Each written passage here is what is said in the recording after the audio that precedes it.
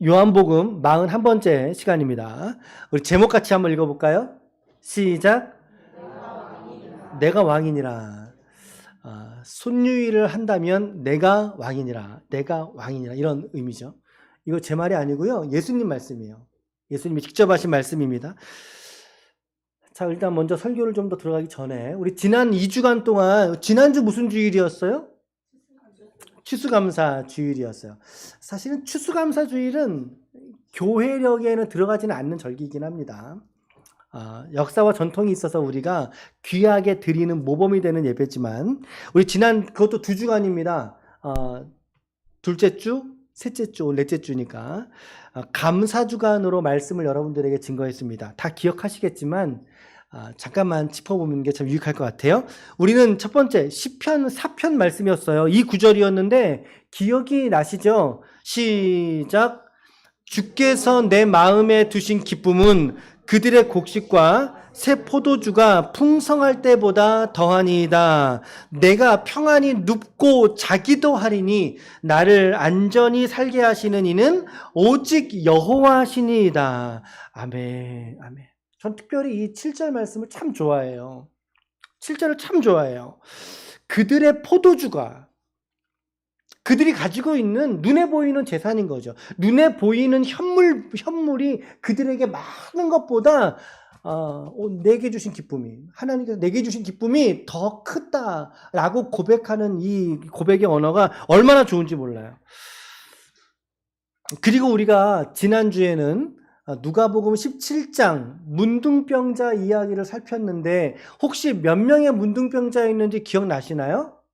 10명이었어요. 그 중에 몇 명만 주님께 돌아왔나요? 1명이었어요. 그렇죠? 10명의 문둥병자들이 예수님께 전부 다 병나음을 받았음에도 불구하고 그 중에 오직 단 1명, 그것도 그 사람을 성경은 누구라고 말하고 있습니까? 그렇죠. 사마리안이라고 말하고 있어요. 그 사람만 예수님께 감사하러 다시 되돌아온 장면을 통해서 사실은 그 본문의 이야기는 하나님께 감사해야 한다는 우리의 동기를 확실하게 해주는 성경의 구절입니다. 그래서 우리가 지금 매년마다 추수감사절 때는 그 말씀을 살펴보고 있죠. 근데 이번에는 좀 우리 단톡에서 우리 또 자녀들이나 우리 지체들과 함께 또 감사의 고백들을 나누면서 우리가 또 영상도 같이 또 만들어 주셔서 보면서 이렇게 좀 했잖아요. 조금 더 새롭게 우리가 다가오지 않았는가라는 생각도 하게 됩니다. 자, 예수께 돌아왔던 그 1명이 그것도 사마리아 사람. 어떻게 보면 저와 여러분들이 오늘 우리는 유대인이에요? 저와 여러분들은 유대인인가요? 우리는 아니에요. 유대인이 아니에요. 그러니까 이스라엘의 정통 유대인의 입장에서 본다면 우리는 여전히 이방인이에요. 이방인이고 이방인의 대표격이 누구냐면 바로 사마리아 사람들이거든요. 그러니까 어떻게 보면 우리도 역시 누구겠습니까? 사마리아인이더라는 거. 사마리아인. 그런데 오늘 우리를 구원하신 그 하나님의 은혜와 예수 그리스도의 대속하신 십자가의 죽으심 앞에 우리가 더욱더 믿음을 가지고 감사함으로 나아가야 할 줄로 믿습니다. 아멘. 그 첫 번째, 그들의 포도주보다 더 기쁨이 넘친다라는 고백. 두 번째, 10명의 문둥병자 중에 1명이 주님께 돌아와 감사했던 일화를 통해서 말씀을 전했죠. 물론 이 두 말씀 사이에서 우리는 한 인물, 우리 한국교회 역사에서 큰 영향을 끼쳤던 한 분의 일화를 함께 살폈어요. 그분이 누구시죠? 손양원 목사님. 그렇죠? 그분의 별명이 2개예요. 2개. 첫 번째는 뭐죠? 사랑의 원자탄. 두 번째는 뭐죠? 뭐 원자탄, 수소폭탄 나오는데 맞아요. 사랑의 원자탄, 감사의 수소폭탄. 기억나시죠? 아내에게 보내는 편지. 또 1948년에 두 장남과 차남을 모두 순교의 자리로 또 보냈던 이 장례식에서 소개했던 그 아버지의 10가지의 감사의 이야기들. 이 10가지 감사는 언제 들어도 사실은 감동이 있고 언제 그 표현을 또다시 와서 묵상을 해도 이게 감동이 있는 그런 내용인 것 같습니다. 사랑의 원자탄, 감사의 수소폭탄. 자, 이제 우리는 이 두 편의 감사의 주제를 이제 좀 뒤로 하고 뭐 우리의 삶에서는 범사에 감사니까 우리의 일상과 모든 삶에 감사니까 잠깐 감사를 뒤로 하고 이제 연말까지 우리는 한 주에 한 장씩 물론 다 읽지는 않겠습니다.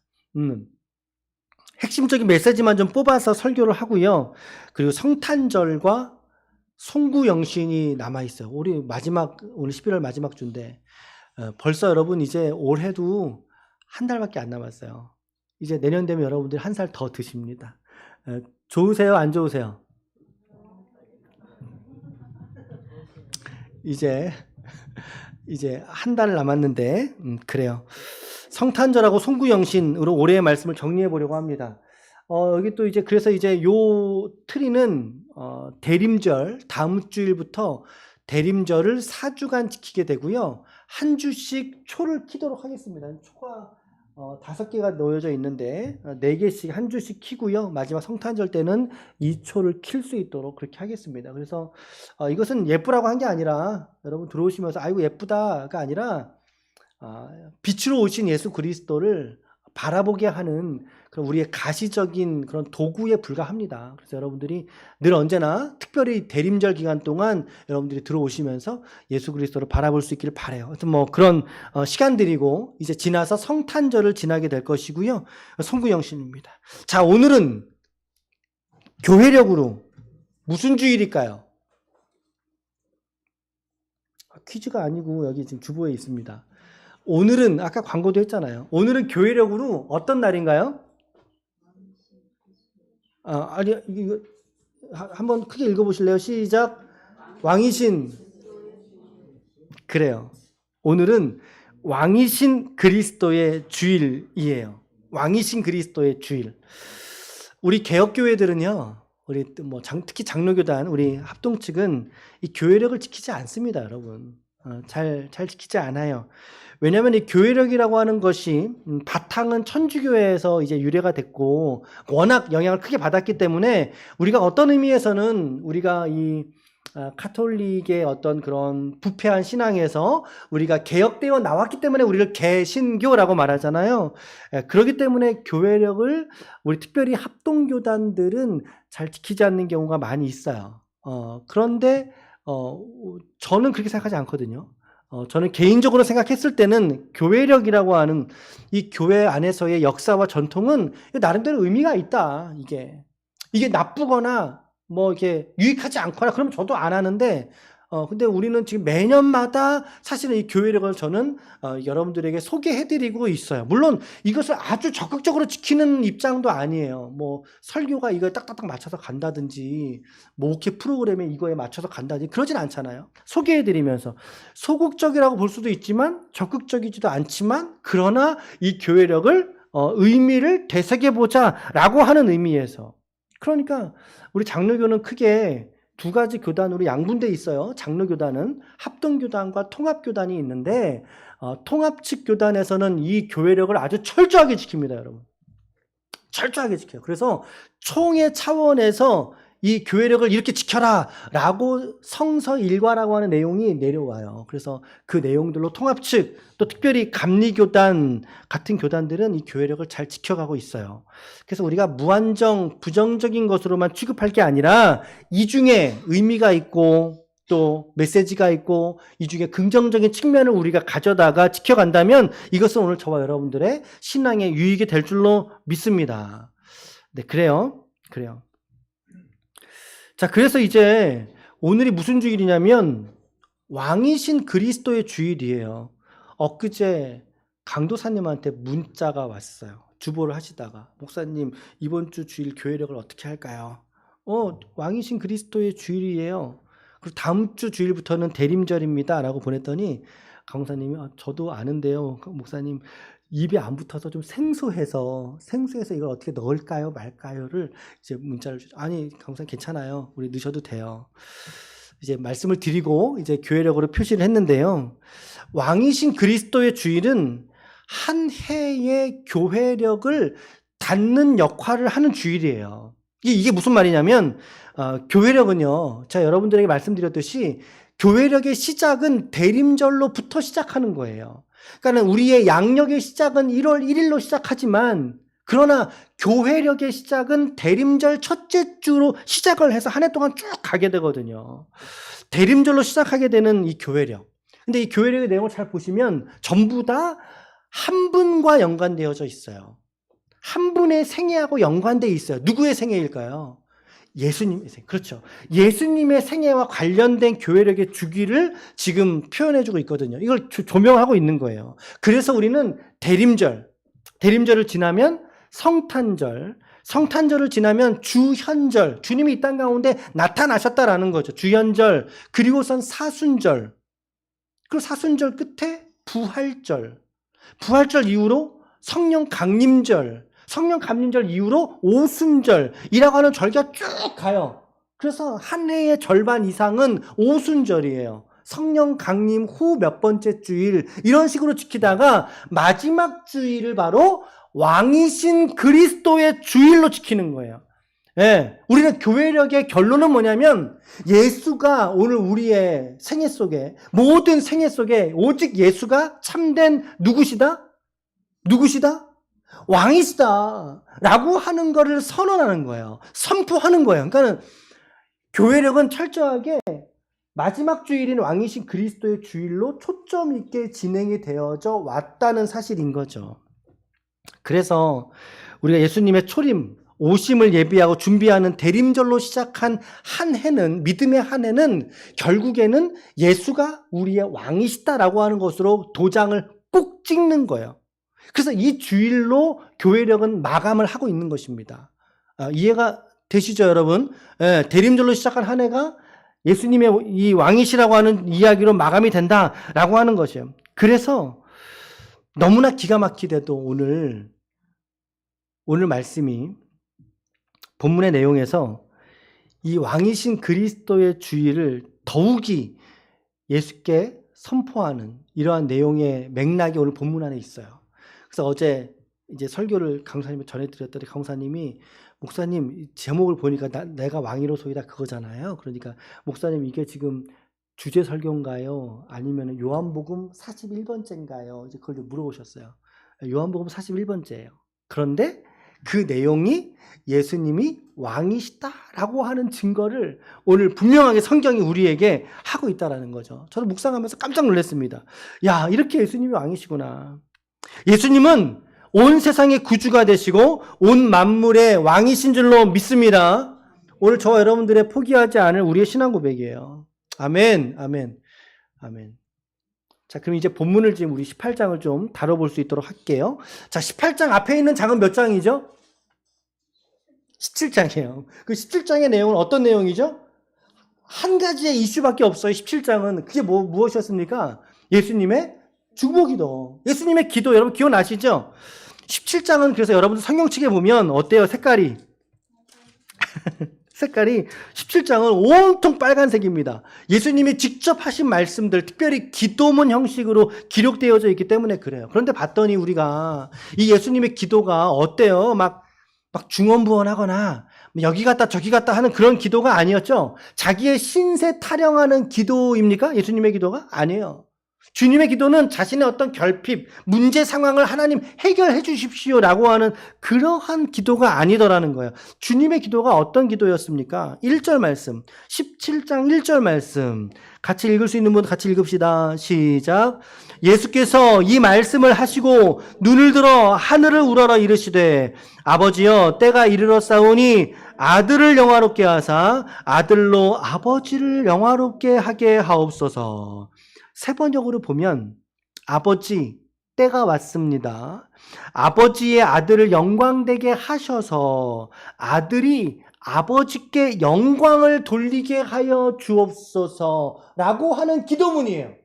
그러니까 예수님은 당신을 영화롭게 해달라는 게 기도의 근본적인 목적이 아니라 이 과정을 통해서 궁극적으로 최종적으로는 누구를 영화롭게 하는 게 목적이셨습니까? 누구를 목적으로 하시는 거예요? 아버지의 영광을 최종적인 목적으로 삼으신 거예요. 기도에서도 마찬가지였고. 그러니까 주님의 기도의 방점은 자기의 영광을 나타내 주십시오 하나님이 아니라 이 영광을 통해서 하나님께 영광이 되게 하옵소서라고 하는 거죠. 오늘 우리의 기도도 주님의 기도와 같았으면 좋겠어요. 여러분, 여러분들의 삶이 잘 되기를 원합니다. 여러분들의 범사가 형통하길 구합니다. 육체가 강건하시길 빕니다. 그 이유가 뭐냐는 거예요. 그 이유가 하나님의 영광을 나타내기 위한 우리의 건강, 우리의 범사, 우리의 감사가 될 수 있기를 축복합니다. 아멘. 예수님은 그런 기도하신 거 아닙니까? 문제 해결을 위한 기도가 아니라 그 문제를 직면하는 거였어요, 사실은.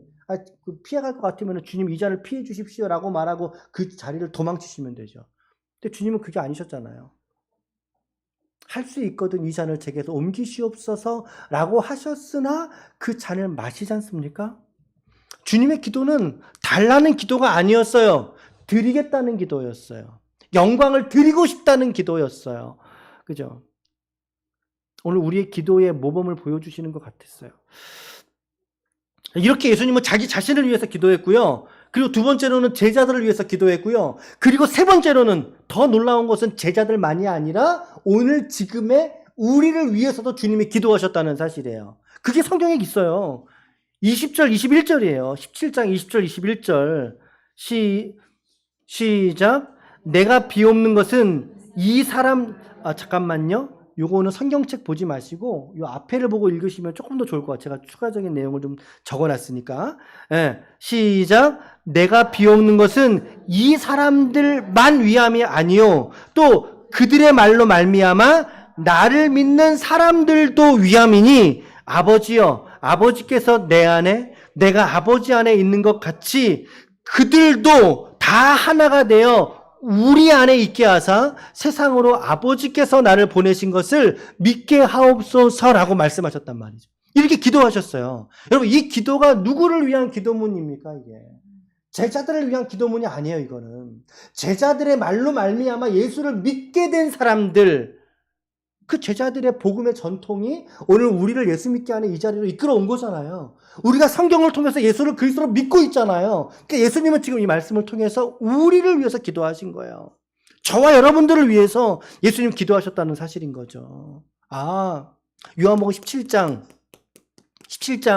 예수님 자신을 위해서 기도하셨고 제자들을 위해서 하나가 되게 하옵소서 기도하셨고 마지막으로 오늘 우리를 위해서 주님 기도하셨구나 라고 17장은 요약해 볼 수 있다 이 말인 거죠.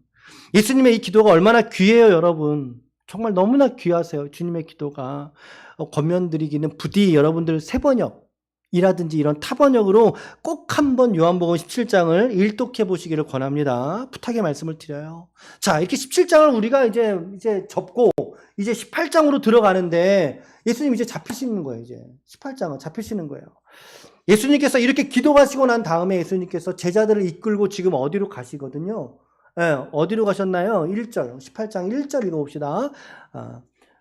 1절 시작. 예수께서 이 말씀을 하시고 제자들과 함께 기드론 시내 건너편으로 나가시니 그곳에 동산이 있는데 제자들과 함께 들어가시니라. 이 동산이 바로 여러분들이 잘 아시는 겟세마네 동산이죠. 겟세마네. 근데 그것을 유다가 알고 있어요.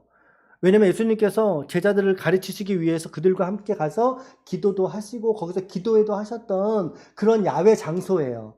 그래서 유다도 알고 있다라고 성경은 말하죠. 유다가 알고 있는 장소로 가셨어요. 그러니까 이 이야기는 지금 유다가 자기를 팔러 나간 거 주님이 아시거든요. 그러니까 도망가서 숨으신 게 아니라 유다더러 그 장소로 온나 이리로 오라 라고 하는 의미를 가지고 있을 것 같아요.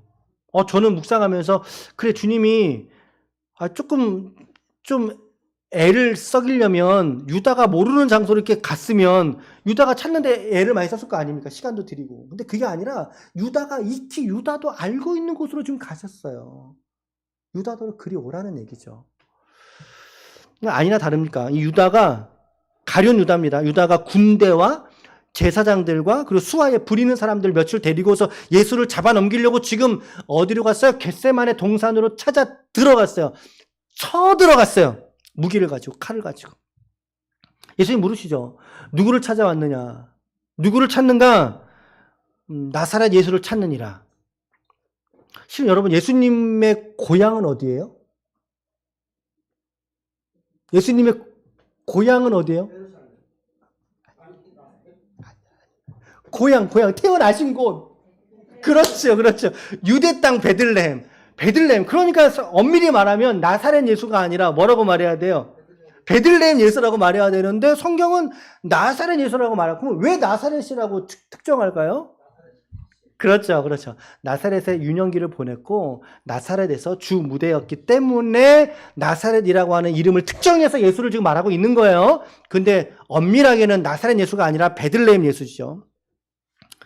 찾느니라. 자, 그랬더니 예수님 말씀하시는 거죠. 피하지 않습니다, 예수님은. 그래, 내가 그니라. 너희들이 찾는 그 사람 나야. 나야. 이 대화가 다시 한번 죽어간 이후에 주님이 하신 말씀이 전 너무나 가슴 아팠어요. 8절인데 8절이 왜 가슴 아프게 읽혀졌는지 여러분 한번 생각해 보세요. 8절 시작. 예수께서 대답하시되 너희에게 내가 그니라 하였으니 나를 찾거든 이 사람들이 가는 것을 용납하라 하시니. 왜 마음이 아팠을까요? 저는 이 구절에서 저는 왜 마음이 아팠을까요? 이 말씀이 지금 어떤 의미인지 생각해 보셔요, 여러분.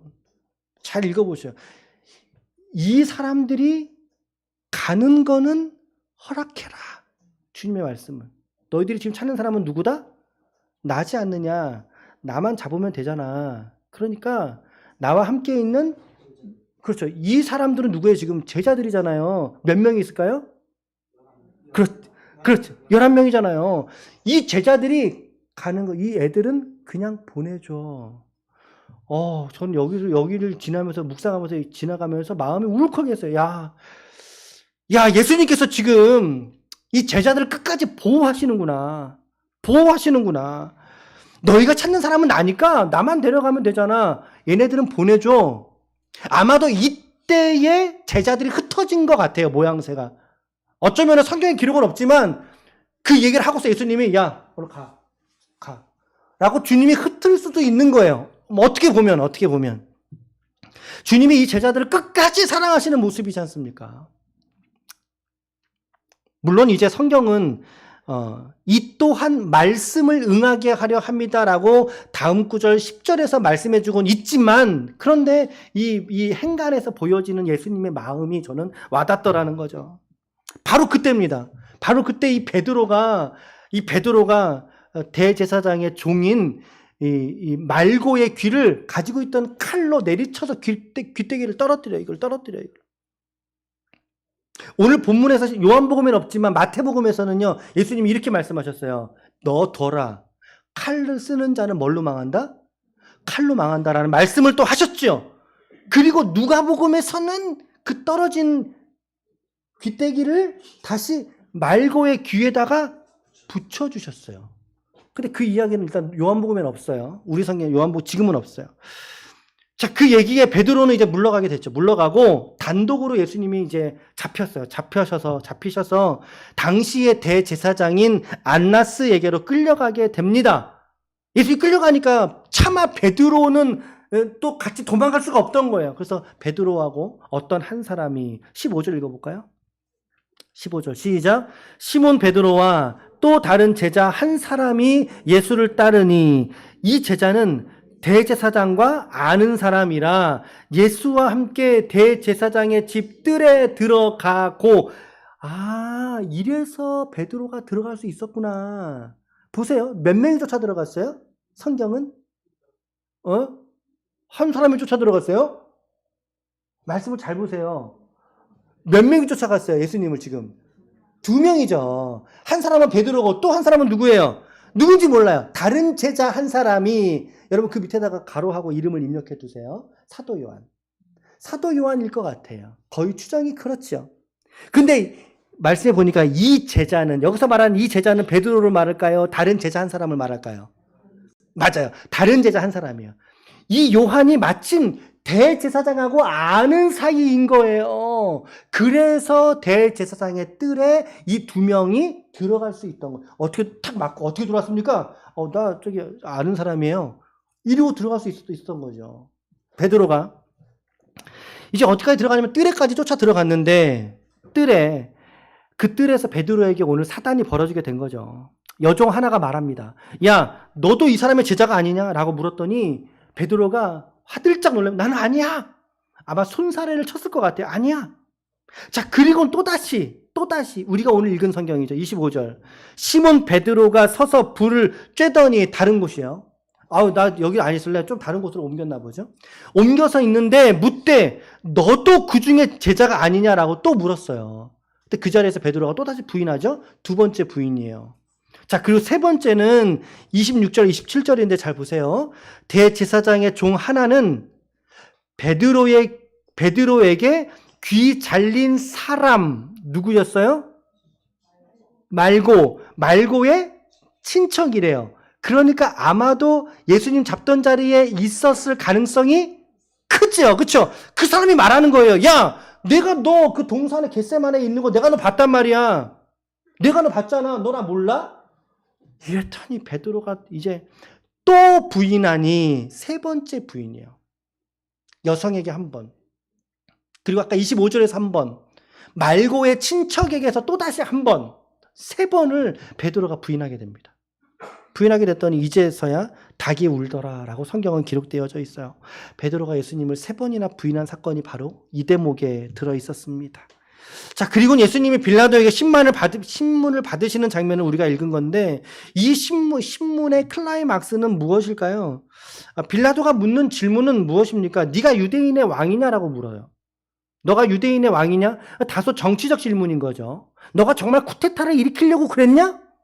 지금 유대 땅은 로마의 지배 아래 귀속되어져 있는 지배국입니다.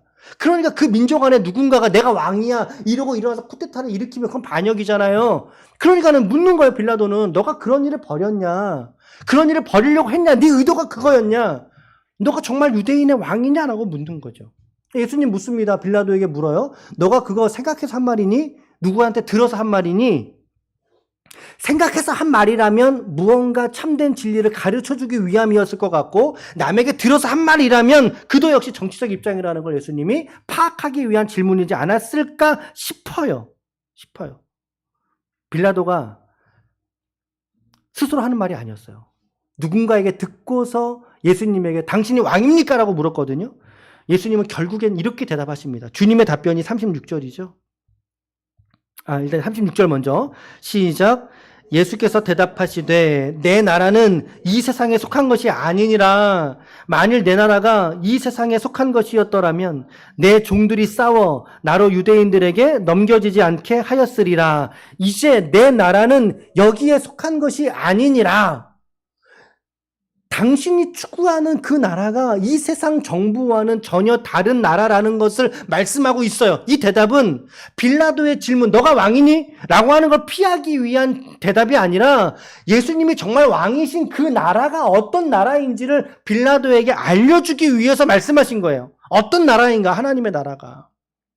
세상 사람들은 예수를 이 땅의 왕으로서 추대하고 그를 할지 모르지만 이미 벌써 이게 목요일 밤 사건이니까 종려주일이 주일이잖아요. 그러니까 사흘 전이에요, 여러분. 4일 전. 4일 전에 호산나 다윗의 자손이여 이러면 사람들이 막 왕으로 추대하는 막 그런 소란을 벌였다고요.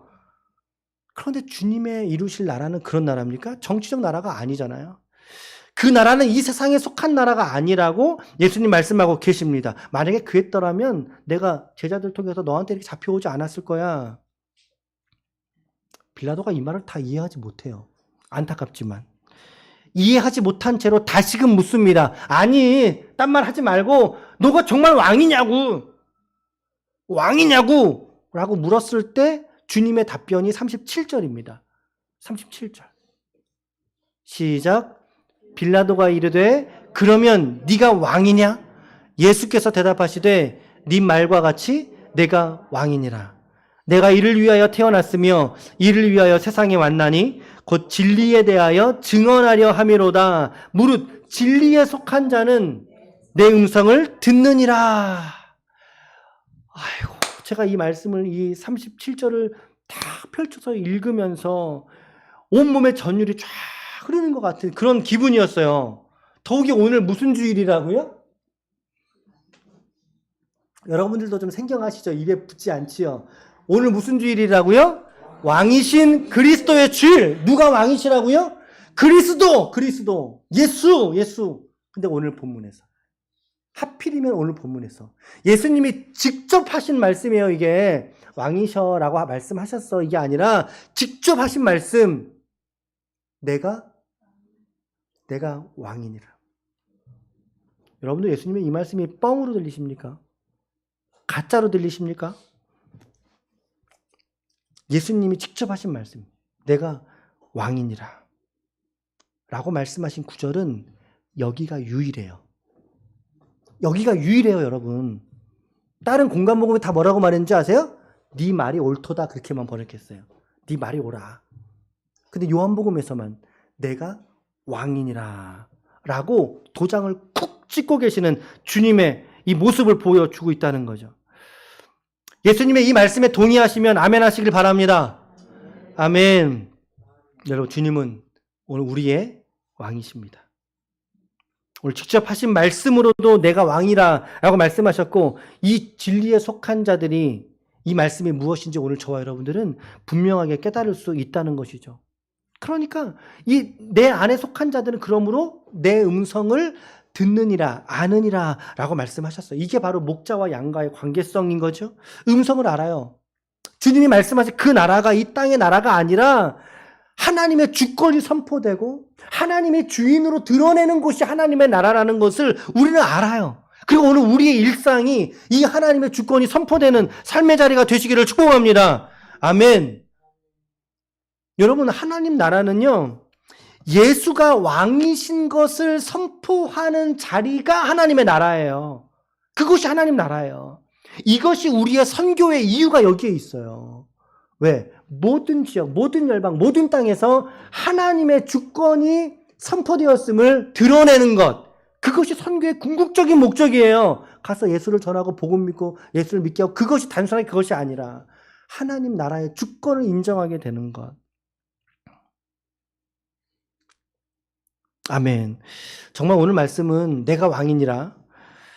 오늘 설교의 방점은 사실 두 군데 있습니다. 하나는 베드로의 배신과 배반, 또 한 가지는 바로 여기예요. 왕이신 예수 그리스도의 고백, 선언과 우리의 고백. 오늘 저와 여러분들의 삶 가운데 예수 그리스도만이 유일한 왕으로 고백되셔야 하고 고백될 수 있는 그런 예수 그리스도이신 줄로 믿습니다. 우리 구주 예수 그리스도. 오늘도 영광 중에 우리 가운데 좌정하신 그분을 오늘 우리의 모든 삶에서, 모든 자리에서 이 예수의 주되심을 고백하며 나아가는 저와 여러분들이 되시기를 축복합니다. 아멘. 이 진리의 음성을 들을 수 있기를 축복합니다. 아멘. 그런데 빌라도는 못 들은 거죠. 빌라도가 뭐라고 묻습니까? 그래, 지금 진리가 뭔데? 이러고 물어요. 진리가 뭔데? 라고 묻지요.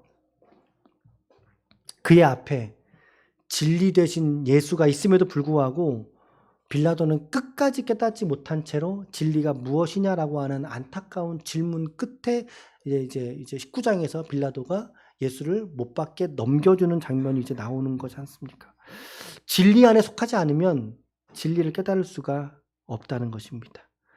여러분, 예수님이 자기 눈앞에 있어도 이처럼 구원받지 못한 사람이 있어요. 그러니 오늘 우리의 주변에 내가 애를 쓰고 힘쓰고 기도하고 있지만 그럼에도 불구하고 이 진리로 나오지 못하는 사람들이 있다는 것을 너무나 이상하게 여기지 마시길 바라요. 오늘 예수 앞에 있는 이도 구원받지 못했어요. 이것을 이상하게 여기지 마시고 우리의 기도의 사명을 다할 수 있기를 축복합니다. 이 안타까운 상황 속에서 자, 빌라도에게 가서 말할 수 있다면 귀에다 대고 크게 들려주고 싶어요. 너 앞에 있잖아. 이렇게. 우리 옆에 한번 인사합시다. 진리 되신 예수 그리스도를 누리시길 축복합니다. 시작. 진리 되신 예수 그리스도를 누리시길 축복합니다. 아멘. 이렇게 인사를 하면 실제로 이런 인사를 하시는 분이 있고 두 부류가 있는데, 한 부류는 그런 줄 알고 눈 인사만 하시는 분들도 계세요. 괜찮습니다. 괜찮아요. 진리 되신 예수 그리스도를 누리는 저와 여러분들이 되시기를 축복합니다. 38절 하반절, 이 말을 시작. 이 말을 하고 다시 유대인들에게 나가서 이르되 나는 그에게 아무런 죄도 찾지. 예수님에게 불법이 없었기 때문에 빌라도는 죄를 들췄으나 찾아보지 못했죠. 그리고 그가 한 나라가 이 세상 나라가 아니라고 말하잖아요. 세간의 이목이 두려운 나머지 예수를 십자가에 못 박게 넘겨주고 맙니다. 이 이야기는 우리가 다음 주에 살펴보도록 하실게요. 다음 주에 여러분 19장 좀 읽어오세요. 요한복음 19장. 자, 오늘 이제 한 주간 동안 여러분들 어떻게 기도하시면 좋겠습니까? 기도의 최소치. 저 상황적인 감사는 지난주 거인 것 같고요. 저 감사 여러분 기억나십니까? 감사에는 세 종류가 있다. 갑자기 세 종류가 있다. 무슨 감사였죠? 그쵸? 그리고 그냥 조건 없는 감사. 사건적인 감사, 상황의 감사, 조건 없는 감사. 그렇죠? 근데 그 중에 두 번째 거가 저게 있었네요. 첫 번째는요.